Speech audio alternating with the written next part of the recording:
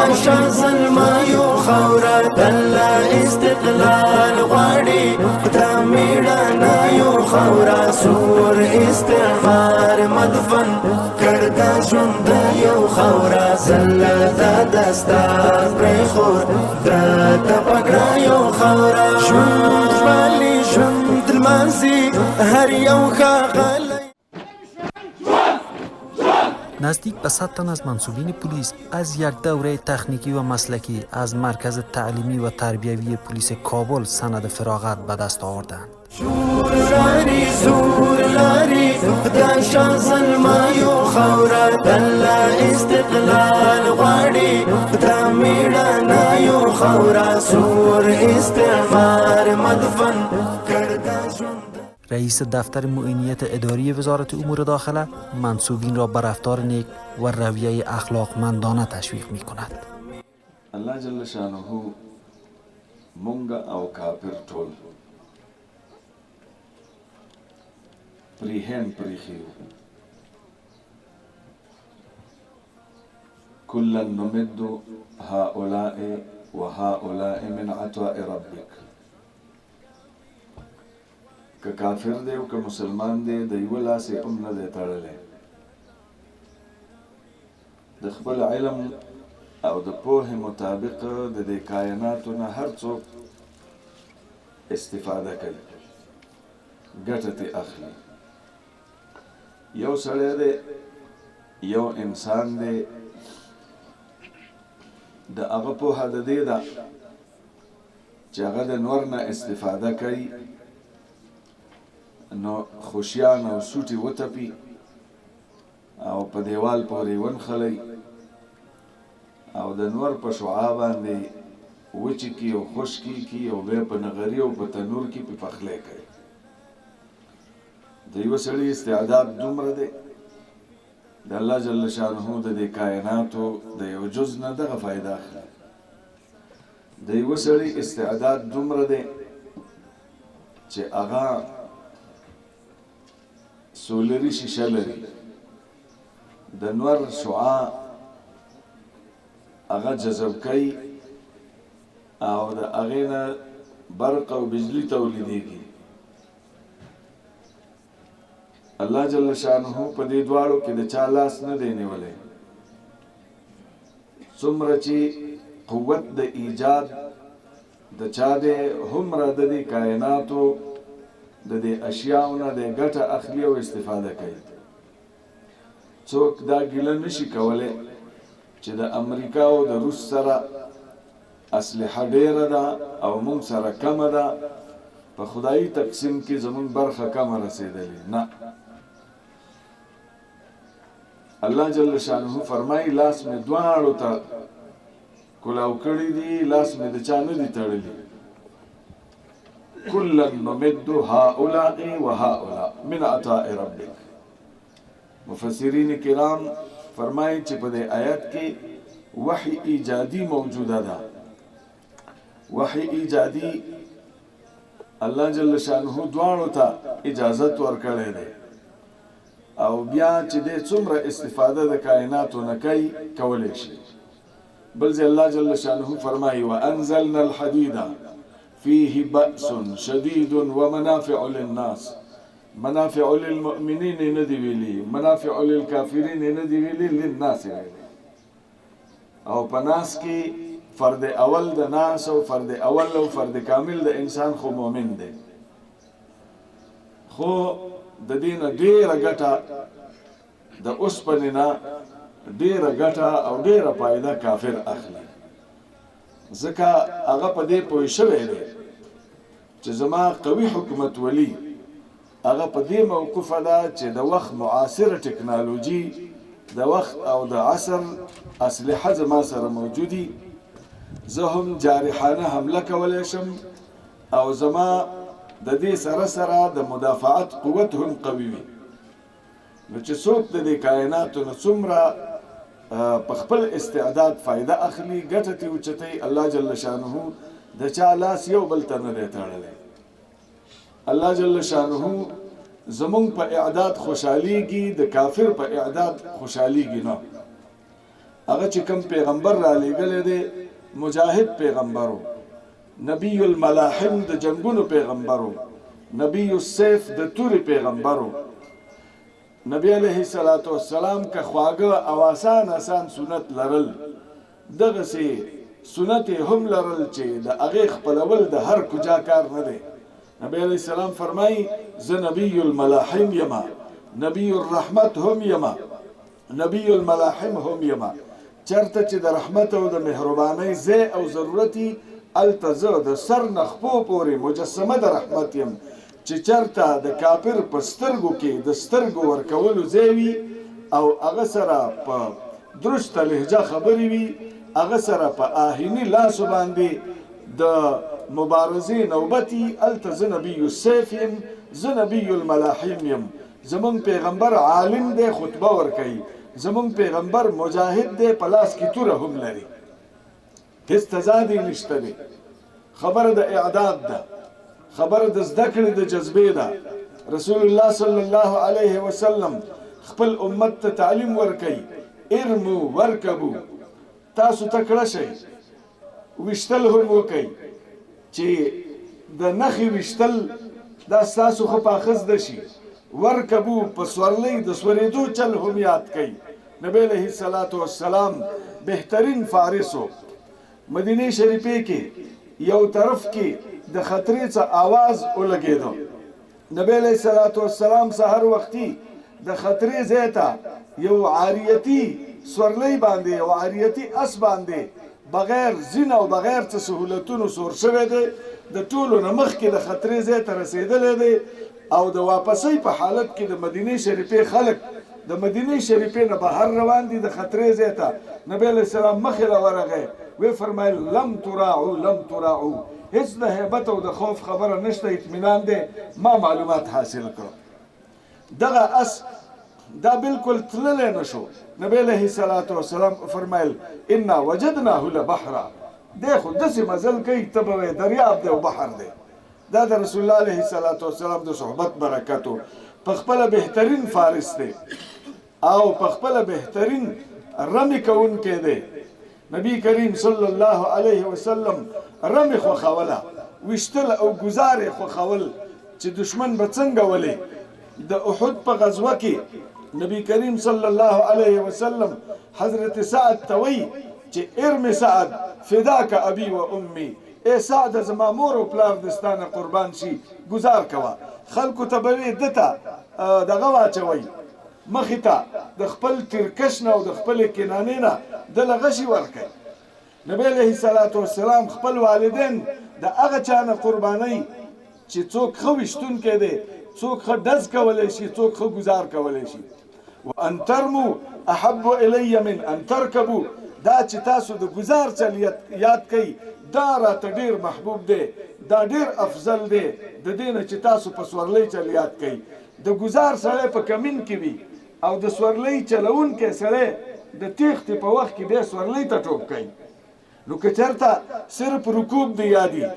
او د ډز چل دی نه یاده، نو بیا به مورچه پرېږدي. که دواړه دی یادي، دشمن تعاقب کې د سورلۍ په ذریعې دشمن ته کمین کوي، نو هلته به ته د ګزار چل به دی یاد کړی. دا ګزار د ځمکې نه هم کېږي، دا ګزار د فضا نه هم کېږي. زمونږ ذهن محدود دی چې کله د ګزار او د رمې ذکر راشي موږ به وګڼو دا د ځمکې نه ګزار ته وایي. نه، ذهن وسیع که، د معاصره ټکنالوژۍ سره سیالي وکړه. صرف د خپې وال کفایت نه کوي چې قدم به څنګه اخلي. دا خو موږ او تاسو د اعداد په الف بیتې کې او د اعداد په نوراني قاعده کې لا ناس یو. اعداد ډېر وسیع میدان دی او ډېره پراخه مفهوم لري. د دې وجې نه ذهن به پراخه کړو، ذهن به کلاو کړو خپل،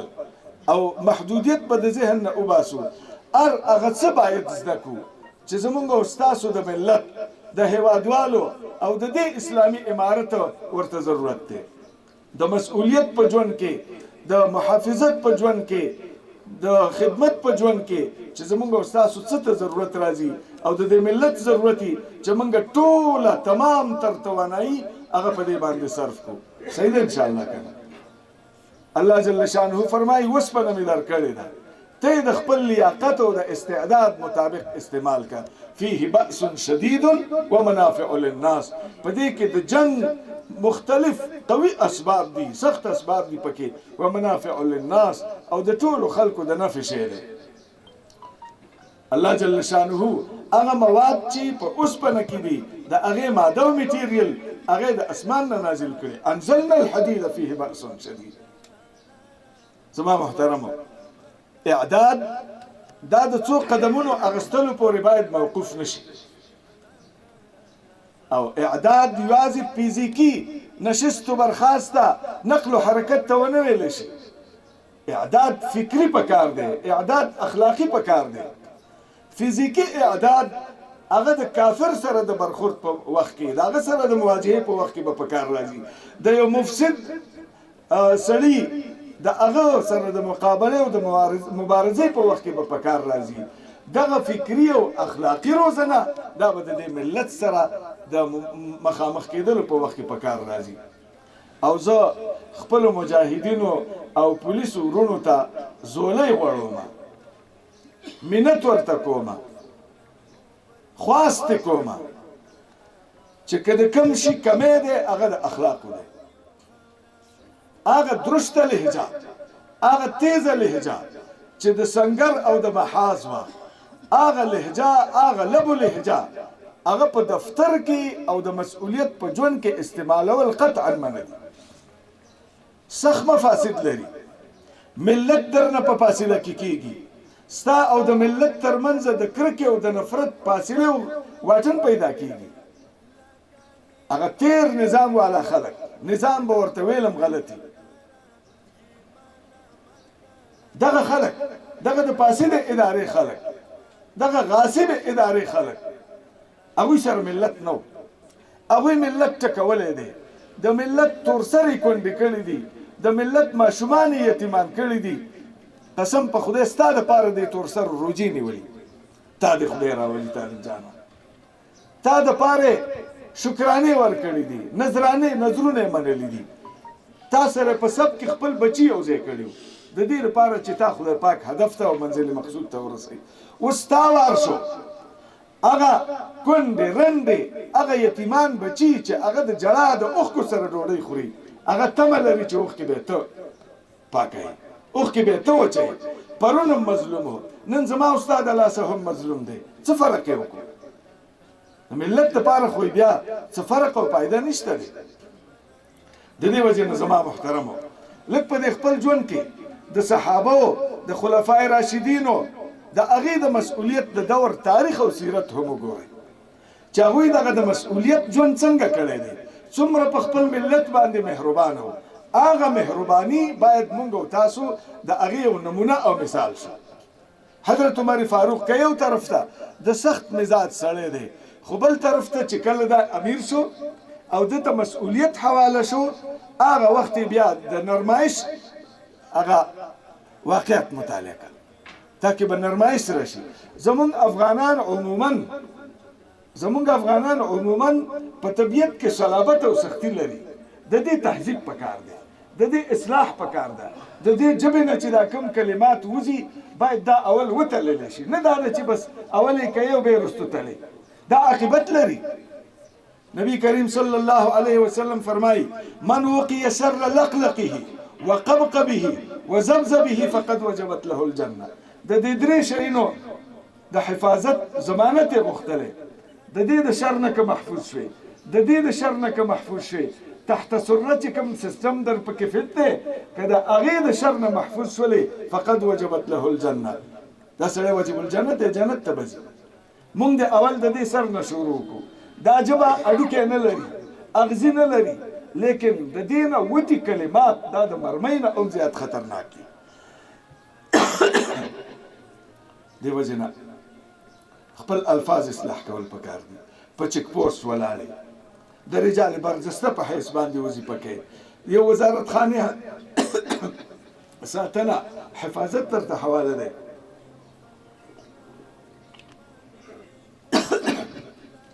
کوم اصول چې درکړی شوي هغه اصول مه پرېږده د دې مشرانو سره به په موټرو کې یو ګاډي هغې ته کارت خاص وایي. یو مشر ملګری دی هغه په قرول کې ولاړ زمونږ محافظ ملګري ورته څه وایي دننه د شیخ صاحب سره رابطه کړې کار یې درښوده او کارت خاص دی مثلا وایي د شیخ صاحب سره دې رابطه کړې رئیس صاحب سره دې رابطه کړې قماندان صاحب سره دې رابطه کړې دا تپوس غلط دی. د دې کارت اولنۍ ماده وګوره دویمه ماده یې وګوره. دویمه ماده یې دا ده چې د دې کارت لرونکی سړی هغه د وزارت داخلي تمامو جزامونو ته د تللو د داخلي اجازت لري. ستا اوس حق پاتې نه دی، ستا د رئیس صاحب او ستا د قماندان صاحب حق پاتې نه دی، ستا د مدیر صاحب حق پاتې نه دی چې اوس رابطه وکړي. همدغسې ده که نه؟ دا فاروق مولوي صاحب د دې کارت په موجودینو کې دی، ستاسو په دور کې دا ایجاد شو، د ده په امضا کارت مونږ ګرځولی دی. اوس ده لیکلی دي دا د وزارت د پالیسۍ د معاینیت ترتیب شوی دی، د وزیر صاحب د خوا نه منظور شوی دی. د دې نه وروسته د اجازې ضرورت شته؟ خو دا په هر دفتر کې، دا په هر ریاست کې، په هر قماندانۍ کې، په هر مدیریت کې چې دا هر مدیر صاحب او رئیس صاحب رئیس الوزرا دی دا به کوم سر ته رسوي؟ دا یو مثال دی. باید په حکومتولۍ سړی ځان پوه کړي. په دې کې بیا لیکلی دي چې د دې کارت ساتونکی د هویت د کارت په بنیاد باندې چې د ده تعارف وشو باید احترامانه مرسته ورسره وشي. دغه مسلمان لګیا دی د احترام مقتضي هم نه دی، وایي فقط چې د داخلي اجازت راکړی شي. دا د خپل کار نه د ناواقفیت په بنیاد دا سړی ما ودرولی، په چک پوسټ کې مې ودرولی دی. کارت ورته ښکاره که هلته لاړ شي داسې قرت کوي ته به د قرآن کریم تلاوت کوي. دا خلک قرت کوي نه، دا مطالعه کوي. په هر صورت زمونږ د کشرانو ملګرو د مجاهدینو خدمت کې دا خواست کوم چې تاسو سره په دغه ځایونو کې د خلکو مواجهه راځي،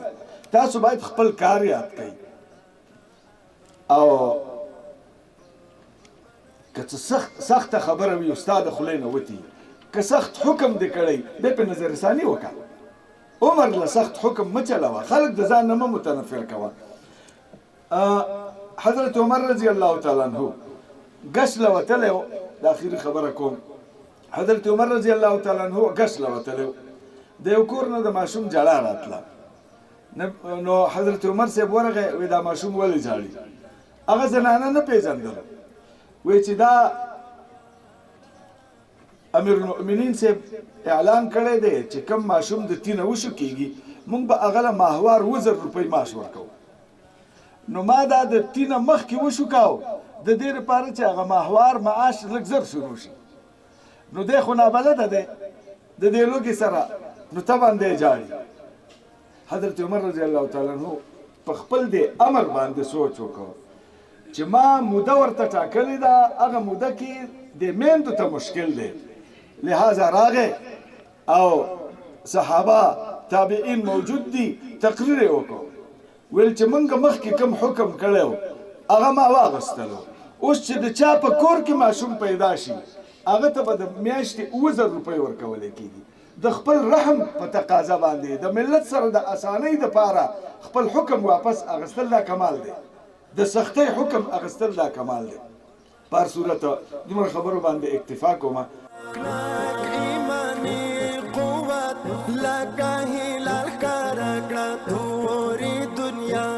قماندانی عمومی مرکز تعلیمی و تربیوی پلیس کابل نیز به افزایش تعلیمات مسلکی تاکید دارد. قدرمنو حاضرینو، مخکې له دې نه چې یو څو مختصرې خبرې وکړو. اولا د دې مجلس ټولو شرکاو ټولو حاضرینو ته او د دې مجلس هغه کسان چې په دغه انعقاد د دې مجلس کې خوارۍ کړې ده، استادانو نه د ټولو نه ډېره زیاته مننه کوو چې په کم وخت کې ډېر زیات کار کړی ده او الله جل جلاله دې د دوی دا ټول زحمتونه، تکلیفونه، خدمتونه په خپل دربار کې په میزان د حسناتو کې حساب کړي. محترمو، وخت هم کم ده، تاسو هم ستړي یئ. یو لنډه خبره کوو چې الله جل جلاله موږ او تاسو د دنیا ته رالیږلي یو، پیدا کړي یو د یو مهم هدف دپاره چې هغه عبادت ده. عبادت دی هغه ذات چې دا ټوله دنیا یې پیدا کړې ده، او د دې عبادت ترڅنګ بیا دغه خپل شروط دي او دغه خپل اصول دي، دغه خپل فروع دي. دې کې شک نشته چې الله جل جلاله له هغه چا نه خوشحاله کیږي او هغه څوک کامیاب ده چې یوازې د الله جل جلاله هغه تګلارې تعقیب کړې وي چې په هغه باندې د هغه نبی کریم صلی الله علیه وسلم او د هغه صحابه کرام د هغوی منهج وي او هغه تعقیب کړي، بیا به دی کامیابیږي. که احیانا یو سړی ستړی ستوماني تیروي او هغه د نبی کریم صلی الله علیه وسلم له منهج نه خلاف وي، دی هیڅ ذمواري نشته چې دی به په آخرت کې کامیاب وي. د نبی کریم صلی الله علیه وسلم منهج په تعلیم او تربیه کې، په اعداد کې، د نظام په چلولو کې، د خپل افرادو په حفاظت کې او په اخلاقی لیول له ولس سره چې کوم چلن کېږي او د هغه له خوراک رانیولې تر خوبه ان تر وفاته دا ټول شان هلته الحمدلله بیان شوي دي. موږ ته چې الله جل جلاله پس له یو عظیم امتحان نه د څو کلو راهیسې چې د موږ او تاسو خپل ژوند او د موږ او تاسو نه یو قدم مخکې پلرونه ټول په دې انقلابي حالت کې وخت تیر کړی، ډېره موده پس الله جل جلاله په موږ او تاسو رحم وکړ او موږ او تاسو ته امن راکړ. او دا امن چې ده دا ډېر لوی نعمت ده. د دې په خاطر چې خبرې اوږدې نه شي، د دې امن شکرانه دا په هر مسلمان، په هر افغان دا فرض ده. لئن شکرتم لازیدنکم ولئن کفرتم ان عذابی لشدید. باید د دې موږ شکرانه ادا کړو. اوس دا شکرانه دا صرف دا نه ده چې یو سړی په خولو وایي چې شکر. دا مختلف مراحل لري او مختلف زونه لري. په نظامدارۍ کې سیسونه د یو چا مکلفیت وي، په هغه اندازه هغه باید متوجه وي، غافل نه وي. د هغه شکرانه دا ده چې د خپل د هغه موقف نه په واقعیت سره اسلام ته، اسلامي امت ته، ملت ته هغه خپل خیر او د هغوی نجات د هغه هڅه وکړي. رابسو دې ته چې تاسو په کم وخت کې الحمدلله ډېر ښه اعداد کړی ده، الله دې درته قبول کړي. خو یاد لرئ یو د وظیفې په سطحه مکلفیت ده، یو د موږ او تاسو یو ملي او یو د امت په سطحه مکلفیت ده. د وظیفې په سطحه مکلفیت دا ده چې هر سړي ته کومه وظیفه د امراو لخوا ورکړل سوې ده په همغه کچه باید دی بالکل برابر وي، پوره خدمت وکړي، لږه د زیات وکړي. د ملت په کچه چې کوم خدمت ده هغه د تاسو په دې نه خلاصېږي چې صرف تاسو دلته کوم اعداد وکړو. تاسو باید معاونت په خیر کې وکړئ، وتعاونوا علی البر والتقوا، او تاسو کوشش وکړئ چې ملګري بیدار وساتئ، د ولس سره ښه اخلاق وکړئ او ولس زړه خوشحاله کړئ. هغه مجاهدین ملګري چې پخوا د جهاد په وخت کې په کوم عقیده، په کوم توکل او په کوم اخلاص و هغه اخلاص په ځان کې پیدا کړئ. د نبی کریم صلی الله علیه وسلم صحابه کرامو په باره کې الله جل جلاله فرمایي فإن آمنوا بمثل ما آمنتم فقد اهتدوا که چیرې دا نوي خلک هغوی داسې یو اسلام ومني لکه څنګه چې تاسو په کوم هدایت یې بس دوی په هدایت کې دي د صحابه کرامو تګلاره راوسو دې ته شکرانه دا ده چې تاسو په داسې یو موضوع یا داسې یو ځای کې ولاړئ چې اعداد هم خلاص شوی هغه وخت در په یاد کړئ چې په هغه وخت کې دغه زمینه نه وه برابره الله جل دا تاسو ته برابره کړه دې کې هېڅ شک مه کوئ چې الله جل جلاله هغه د هغه وعدې په حق دي که موږ او تاسو تقوا وکړو او موږ او تاسو خپل اعدادونه په ښه انداز کې وکړو لکه مخکې چې قاري صاحب کوم آیت بیان کوي ویلي واعدوا لهم ما استطعتم من قوه دا د هرې زمانې خپل قوت و دلته دا من کې خبره ده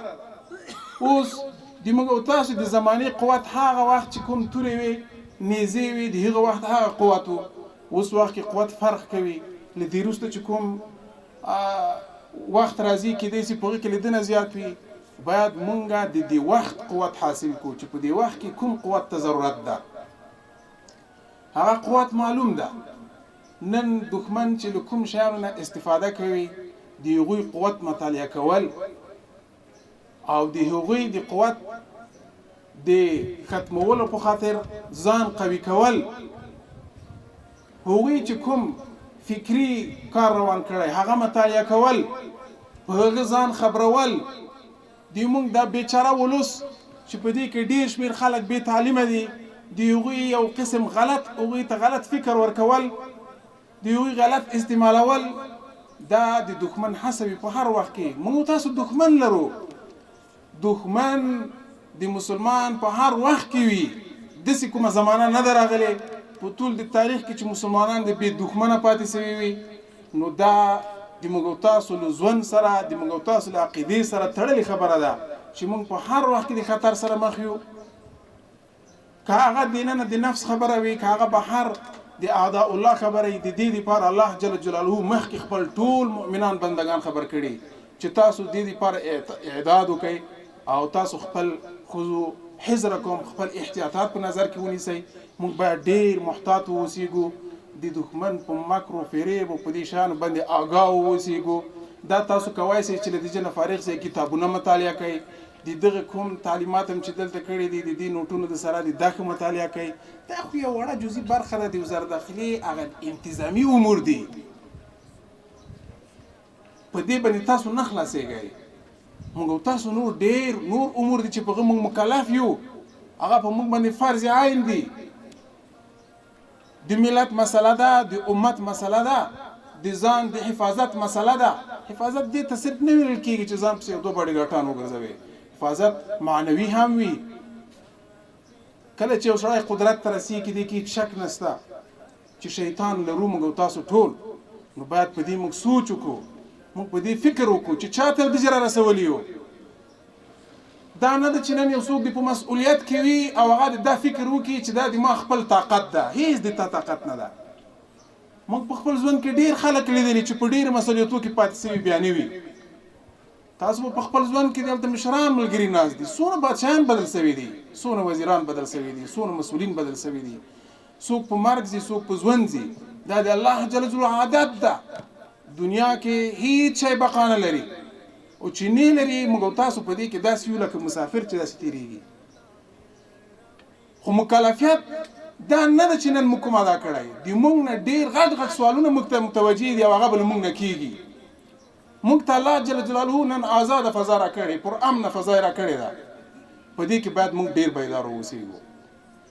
ډېر شی زده کړو او لکه مخکې چې قاري صاحب تلاوت وکړو که یو سړی په اخلاص باندې لګیا وي او ښه عقیده یې برابره وي په دې کې نو بیا تاسو بیخي شک مه کوئ چې دا د الله جل جلاله او د نبي کریم صلی الله علیه وسلم وعده ده چې څوک کوم نیت وکړي د دې که دا نیت نیک نیت وو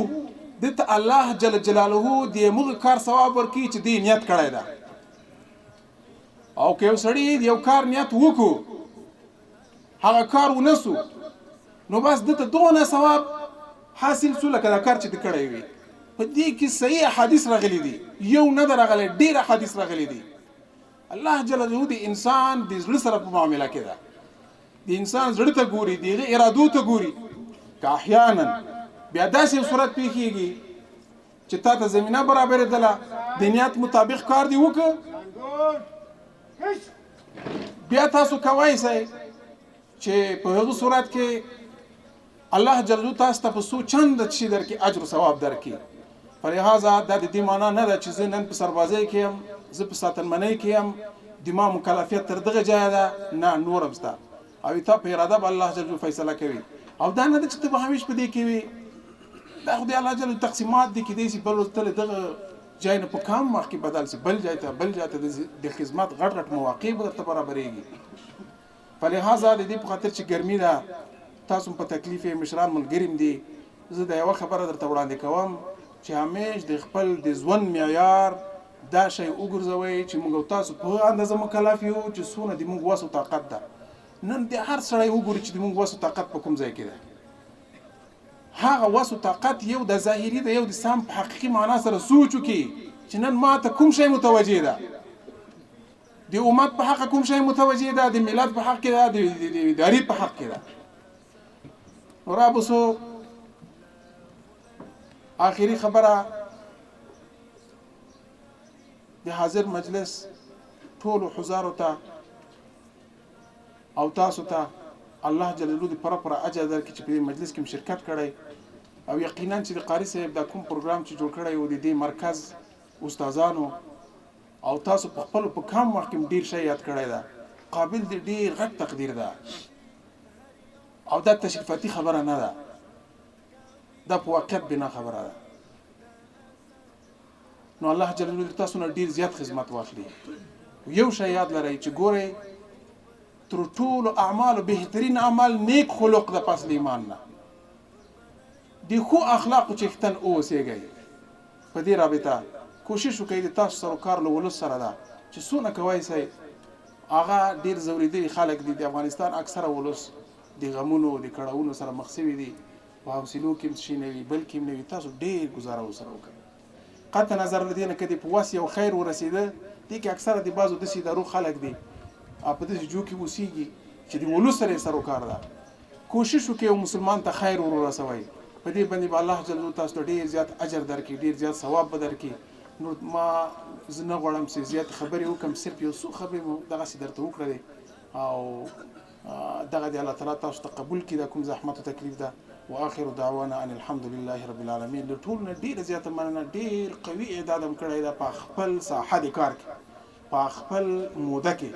استادان نه ډیره زیاته مننه، ډیر قوي اعداد ورکړی ده، قاری صاحب نه، نور ملګرو نه، له ادارې نه. در این مراسم که با مناسبت فراغت این منصوبین برگزار شده بود، نمایشات مختلف ورزشی، دفاعی و محافظتی نیز برگزار شده و منصوبین پلیس آموخته‌های مسلکیشان را به نمایش گذاشتند. شور لاری زور لاری خدای شاه زلمایو خورا دله استقلال غواړي خدای میړانایو خورا سور استعمار مدفن کړه ژوند یو خورا زله د دستار پرخور د پګړایو خورا ژوند والی ژوند لمانځي هر یو ښاغلی افغان ژوند کوي مرګ غواړي د ازادۍ په ارمان ژوند ته تعبیر راوړي د سرو لمبو پر میدان ښه د آباد ده په قربانیو خاوره شور لاري زور لاري خدای شاه زلمایو خاوره دله استقلال غواړي د میړانیو خاوره سور استعمار مدفن کړه ژوند یو خورا زله د دستا